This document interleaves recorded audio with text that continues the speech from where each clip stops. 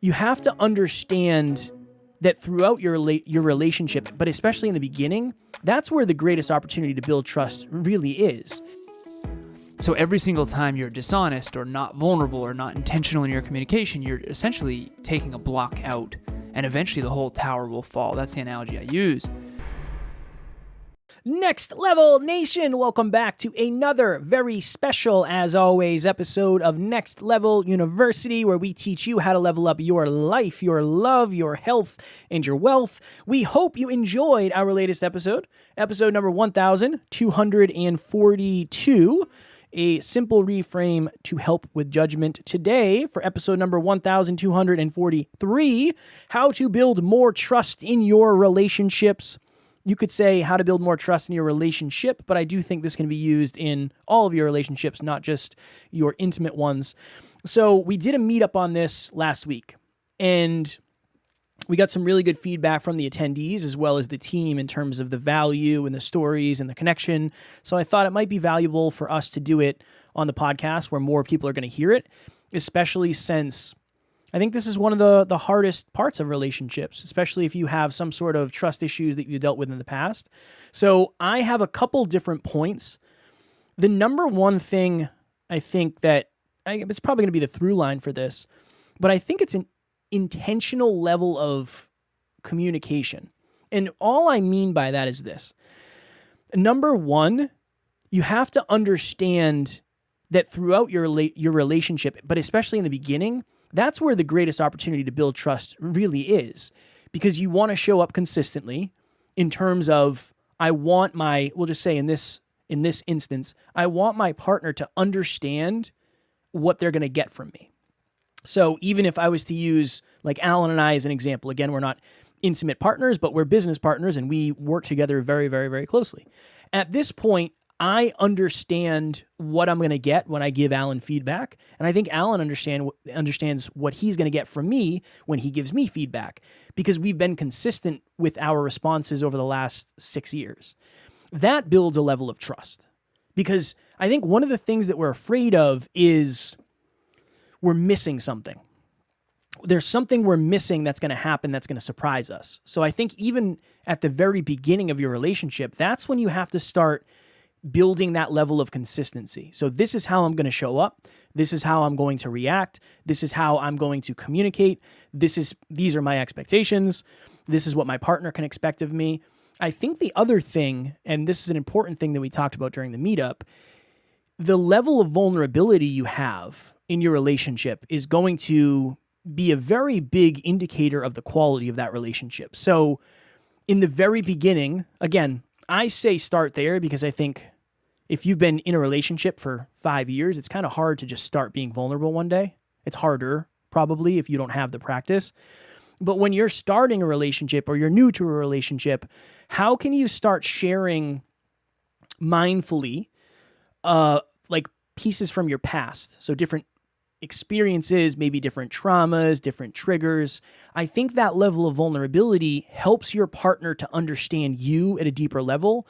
Then if they share back, it helps you understand them at a deeper level. So just as an example, Sunday, Taryn and I stayed in, and we were going to go do a date day, but we stayed home. And we have this little donut maker that I think she bought. I don't know if she bought it, or I don't really know where we got it. I think she bought it. And I think she bought it from me. And she's like, "Hey, I'd really like to make donuts." And I was a little triggered because it was Sunday morning. The kitchen was a mess from the night before because we had cooked our meals for the week. And I was like, "Babe, I don't really want to do that today." I did some cleaning up. I showered and I said, "Hey, let's make some donuts." And she's like, "No, you don't want to." And I said, "No, that was just a response because I was just overwhelmed. I was just overwhelmed in that moment because when the kitchen is not clean and I know I'm going to have to clean the kitchen, the last thing I want to do is make more of a mess." So that was my goal in that, was to share with her vulnerably, look, that moment you saw was not necessarily my truth. That was a piece of my truth in a moment where my state was a little bit off. But I ultimately want to share that with her so she understands that at a deeper level. And I think, again, sharing the truth is going to help with trust. Right? One of the things and one of the reasons we break trust is because we don't tell the truth. But you have to figure out what is your truth in a moment, and kind of have to figure that out before you share it. Kevin and I talked a little bit about this episode before we did it, and that meetup went really, really well. It was a super vulnerable meetup. I would say one of the most vulnerable, and the reason why is because so many people have had their hearts broken or trust broken in relationships, particularly intimate relationships, and that's what vulnerability is. It's here's my heart, please don't stab it. Here's my heart, please don't hurt me. I'm trusting you. And the analogy I like to use on the Conscious Couples podcast is Jenga. So if you've ever played Jenga before, you take a block out from the bottom and then you put it on the top. Take a block out from the bottom, put it on the top. The goal is to take blocks out that are not going to make the tower fall. So every single time you're dishonest or not vulnerable or not intentional in your communication, you're essentially taking a block out, and eventually the whole tower will fall. That's the analogy I use. And so Emilia and I did an episode recently on the top 3 relationship killers. It's kind of a hardcore episode, but the 3 main ones that we came up with, number 1 was arrogance. Arrogance is when you have low competence and low awareness, but high confidence. The story I use for that is, had to burp. The story I use for that is someone who gets their license and they've never driven before, and they're doing 85 on a back road. They have only been driving for 3 months, and yet they're acting like a NASCAR driver. That's low awareness of how dangerous cars are. Low competence, you've only been driving for 3 months, you can't be that good. And then high confidence, you're totally certain that everything's going to be fine. And I think a lot of us who have gotten into car accidents understand how dangerous that can be. And in a relationship, if you're arrogant, you're going to crash, definitely. So arrogance is number 1. And arrogance also leads to number 2, which is dishonesty, which Kev already mentioned. If you're not honest with yourself about how you really feel, and you don't communicate that to your partner vulnerably, or if you're dishonest in general, meaning you're lying to your partner. And on the meetup, I shared this kind of funny story where I was at the lake with Emilia at the beginning of our relationship. Her family has a lake house, and I always do a run and I swim because there's no gym there, so just exercising. And there was this really rainy day. Normally I go dock to dock, but the neighbor's dock wasn't out yet because it was early in the season, and it was a really rainy day, so there wasn't a lot of boats on the lake. So I was like, you know what, I'm going to do laps out to the middle and then back. And I only did 3 there and back, which is a pretty cool thing. But I ended up saying, for some reason, I said I did 4 laps there and back. And I remember thinking to myself, like, why did I just lie to her? Like, what is that about? I promised myself I'd never lie to her. And in this moment, I was like, I just lied. Why did I just lie? And so then I vulnerably shared with her, honestly, and this was the vulnerable part, because how embarrassing is that? It's like, you embellished. Why? To make yourself look better? XYZ. And so anyways, I ended up telling her, and I've done a couple other ones similar to that since then, because sometimes I round up. I don't know why, right? It's like, we have 745 or 42,000 listens. It's like, 750 is what my mind does. 750. And so again, at the end of the day, the key here was I want her to know I'll never lie to her. That's a commitment I made to myself and to her. And so I shared that with her. And then the third one, the last one, is emotional dysregulation, aka when you are not emotionally regulated, aka what Kevin mentioned about being triggered there. Like if he had flipped out and said, absolutely not, the kitchen's a mess, you didn't, like that kind of thing. Of course she's going to feel uncertain and unsafe and unable to trust the relationship or to trust Kev. And so those are the 3 really, which is dishonesty, arrogance, and not being able to emotionally regulate. When you're in a triggered state, and I was on a relationship talks coaching call earlier this weekend, and I actually talked about this acronym, and I've said it before, and I'll say it here. This will be the last thing I share. HALT. HHALLT. If you're not driving, write this down. This will change your life. This has changed my life. Particularly with your intimate relationships, but even with your friendships, even with your family. HALT. HHALLT. If you are hungry, horny, angry, lonely, late, or tired. Now imagine someone who is all of those. They're hungry, they're horny, they're angry, they're lonely, they're late for a meeting or something, and they're tired, they haven't been getting good sleep, that person is going to get triggered so quick. And they're going to be unkind to people they love. And so halt, you stop and you think, okay, I'm going to take care of my own needs, because if I don't take care of my own needs, I guarantee you I'm going to lash out in some weird way, because that's when you're in survival mode, and survival mode is very bad for your relationships. Just meeting the people that there are to meet at Next Level Live made it worth it all on its own. Everybody there is incredibly supportive. Everybody there is not just strong, but also vulnerable and open, and also humble about how they're doing and where they're at in life, as well as where they've come from. So at any point, you don't feel intimidated or like you're lacking or like you're not as good as anybody else, because everybody has been at some point where you are, and everybody just wants to see each other thrive and do the best that they can.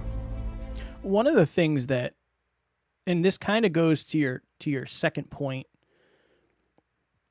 Taryn's really good at this. She's very thoughtful, not thoughtful from thinking of me, intentional. When we're communicating, she's very intentional about taking her time to make sure she's expressing herself to the highest level of truth she can. Where she'll say, like, just give me a sec here. I'm trying to figure out how I want to say what I say.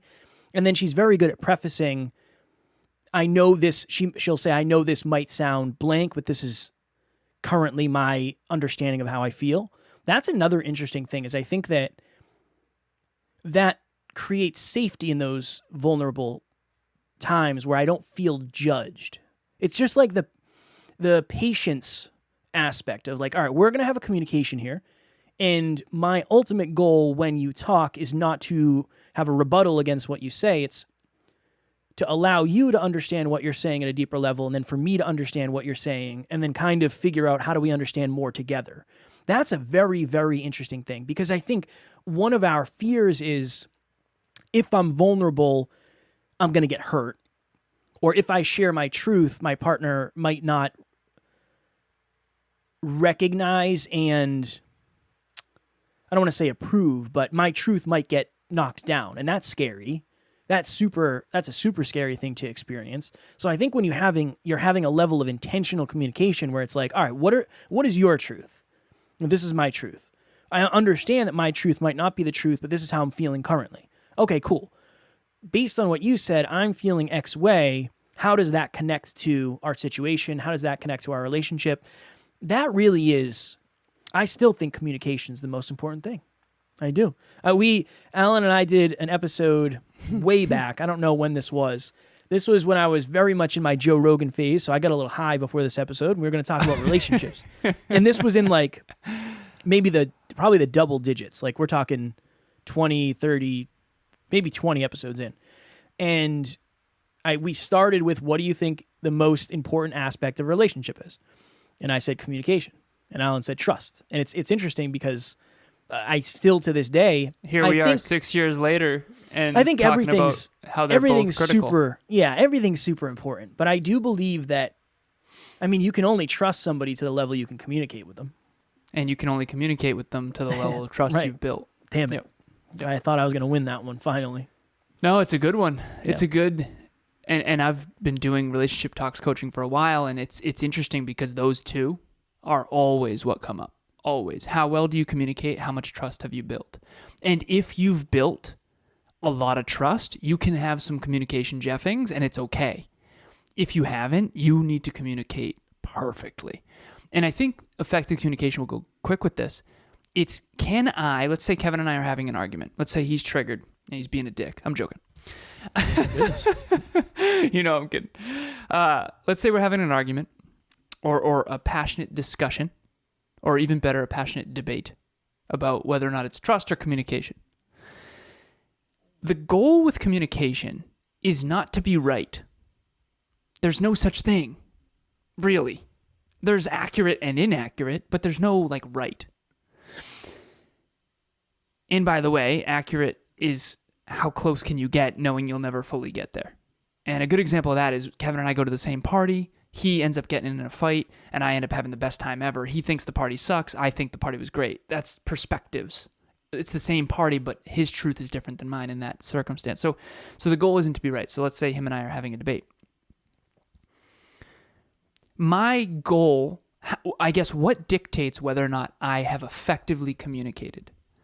And the answer to that, I think, is, can I help Kevin understand my perspective at the level I understand it? And if I don't understand it as well as I could, how can I have a discussion with him where he helps me understand his perspective so that we can drive to 5 and both understand each other and the situation at a deeper level? That is effective communication. And it's very difficult to do that when you're triggered. And the reason why is because when you're triggered, you're in survival mode.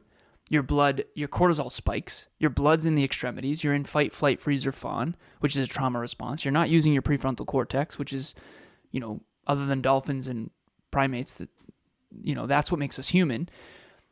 And so that's really the goal here, is how do you identify when you're triggered and then halt so that you don't hurt trust and so that you can communicate effectively. And if you're arrogant, it's going to be really hard to do that. So I think there's probably something for everyone in this episode. Even to I think it was your second point, we talk a lot about consistency. And when we're talking about consistency, we're usually saying, like, make sure you do the right things, consistently. Make sure you're doing them on repeat so you can get the results you want. But I think there's also an energetic attitudinal, is that a word? Attitude of consistency. Attitudinal, is that a word? I don't know. Oh, I like it. There's that level of consistency too, where, okay, somebody might say, wow, you had a white lie to Emilia. Like, that's that's iffy.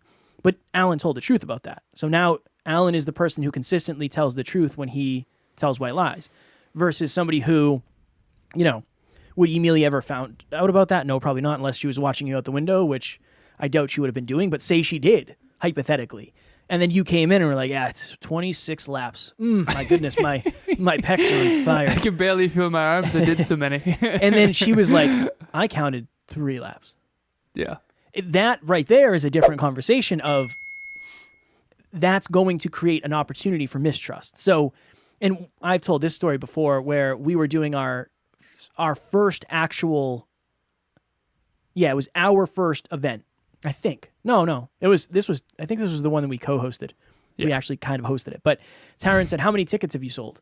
And I was like, oh, I don't even know. I'm not even privy to that information. And right after I said that, I don't even know we've sold so many. Yeah, we've sold, we're probably, I don't know, it's standing room only. But we didn't sell any. We had sold absolutely 0 at that point. 0 and tickets. the reason I lied is because I was embarrassed. I was ashamed. I was afraid. And I went back and told her, I said, hey, I've got to talk to you. When you asked me how many tickets we sold, I lied to you. I knew it was like 0, and I was afraid of looking like a failure or whatever it may be. And again, it's very similar where now that's kind of that's the consistency. The consistent expectation is, look, am I always going to tell you the truth right off the bat? Yeah, that's my goal. But as an example, recently I went to the grocery store and it took a little longer than I expected. And when I came home, I was like, yeah, I'm sorry, the line was super long. The line was long, but it wasn't like, I made it seem longer than it was. It's not like the line was to the back of the store at the deli. Like, there was like 6 people ahead of me when I didn't expect that. So, and then I told Taryn, I was like, hey, so the line wasn't like incredibly long, but it was like kind of longer than I expected. When in reality, I was in the Oreo aisle eating cookies. So that's just the level of consistency. And if you think of it, this is kind of the interesting thing. And I always use this analogy. In-N-Out Burger. What is one word? If you've never had In-N-Out Burger, this won't resonate, but I think the point will. When you think of In-N-Out Burger, what do you think of? Delicious. One word. Delicious. When you think of McDonald's, what do you think of? Yeah, consistent. I think like risky. Yeah. With In-N-Out Burger, you know what you're going to get every time. I was going to say consistently disappointing. Well, it's still not always. But it's not consistent, always, yeah. right? You know you're going to get a fast meal, but it might not be. Yeah, fast. It might be okay. Fast and convenient and cheap. Yeah. And In-N-Out is like a quality. Delicious. It's delicious. So I just wanted to throw that out there because there are levels to consistency. You can be consistently bad, or you can be consistently good, or you can be consistently surprising, whatever it may be. Anything in closing quickly? I love McFlurries. That's it. That's all I have. The machine's always broken. Every time I've ever gone, I know, man. I'm going to get Big one. fan, though. McFlurries, That's my Oreo, goal. and M&M. When we make it, when we really, really make it, I'm going to get a McFlurry machine at my house. I want one, too. Dude, the macros aren't that bad. I don't care. Have you ever looked them up? Mm-mm. More protein than you'd think. Okay. That's all I'm saying. Look it up. More protein than you'd think. Also, real quick, Hey Siri, please define attitudinal. Relating to attitudes. It is a word. Wow, that is a word. It is a word. Strong Attitudinally. word. Yeah, that's a word. I will never say that again, most likely. I will try, but I'm not going to. Attitudinally? Attitudinally is a verb or an adjective. I don't know. But attitudinal is a word, I'm certain. I just looked it up. Cool. Now we know.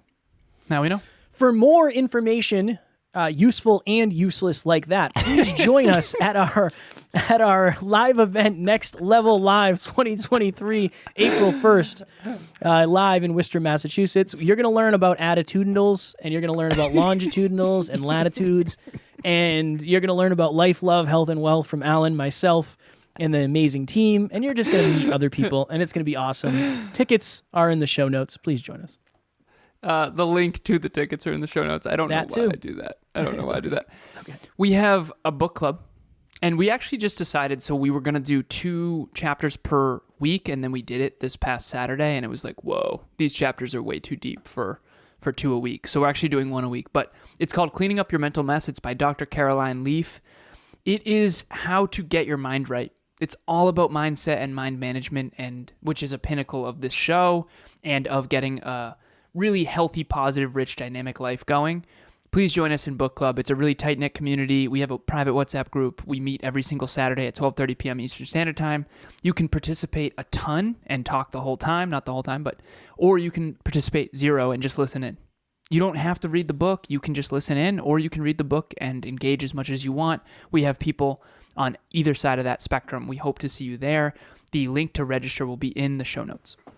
Next Level Nation tomorrow for episode number 1244. Are you putting other people over yourself when you shouldn't? So we talked a little bit about this when I was talking about my flight back from Florida, but I think we can go a lot deeper and a lot more specific into the experiences that you might be having. So I wanted to do an episode on that. As always, we love you. We appreciate you. We are grateful for each and every one of you. And at NLU, we do not have fans. We have family. We will talk to you all tomorrow. Please reach out.